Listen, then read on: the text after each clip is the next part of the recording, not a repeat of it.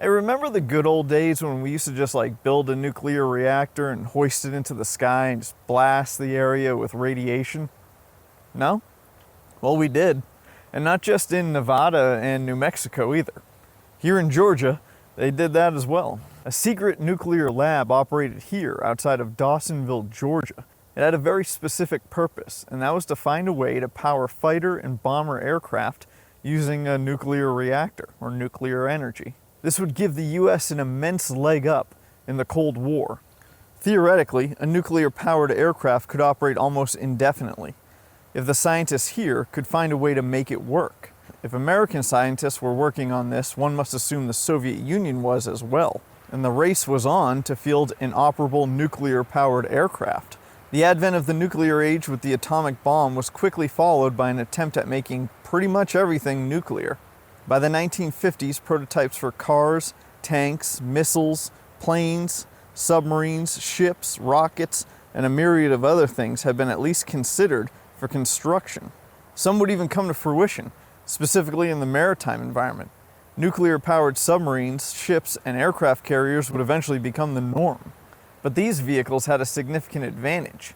Weight wasn't a factor. The amount of shielding and protection needed to keep the crews of the aircraft from being irradiated by a nuclear reactor was both large and heavy, two things that are significant factors in aviation. The Georgia Nuclear Aircraft Laboratory here was attempting to solve those problems. They were doing that by trying to determine how to safely control a reactor, shield the radiation, and cool the hot and volatile system.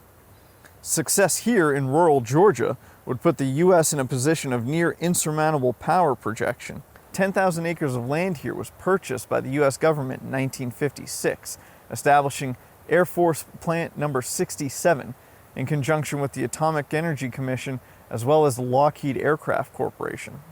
The remoteness allowed for a shield of distance around the lab.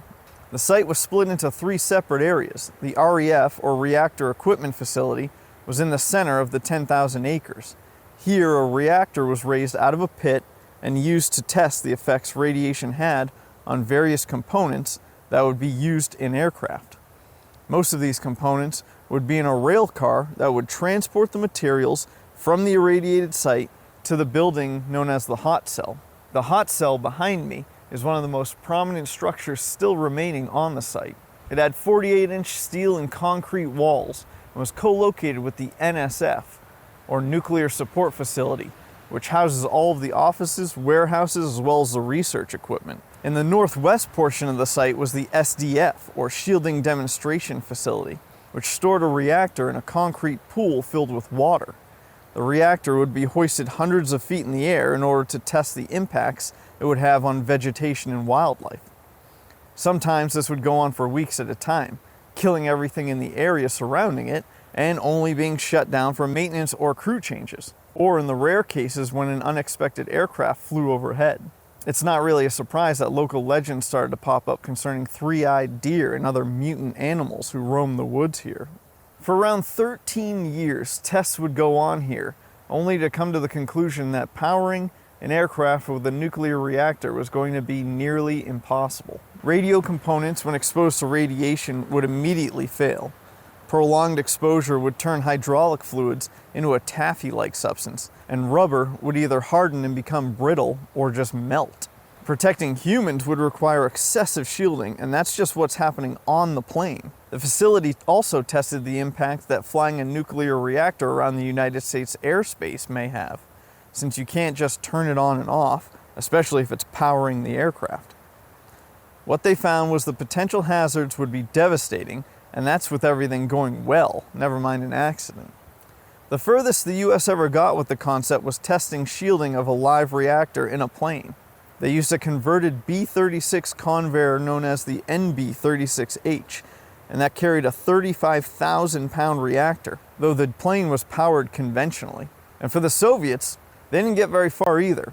Despite an extensive article in Aviation Week magazine claiming they had succeeded, that turned out to be not so much a hoax as just an extremely inaccurate and unreliable account of a government presentation. By 1971, the facility had pretty much proven that nuclear-powered aircraft would be untenable. The compound was dismantled with only foundations remaining, with few exceptions, in particular the hot cell building.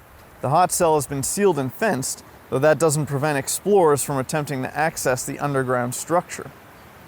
Most of it is completely flooded, as groundwater has seeped in over the decades. The entire 10,000 acres is routinely monitored and checked for elevated levels of radiation. Occasionally, elevated levels of cobalt-60 and europium-152 are found, though they don't pose any risk. Nowadays, the entire area is a wildlife management area, though it almost became the site of the second major airport for Atlanta before the idea fell apart. Now open to the public, you can roam the area looking for mutant five-legged deer or albino bears, or you could just take your dog for a walk, I suppose. Thanks for watching. Thanks to my Patreon subscribers for helping me get here. And as always, until next time, get lost.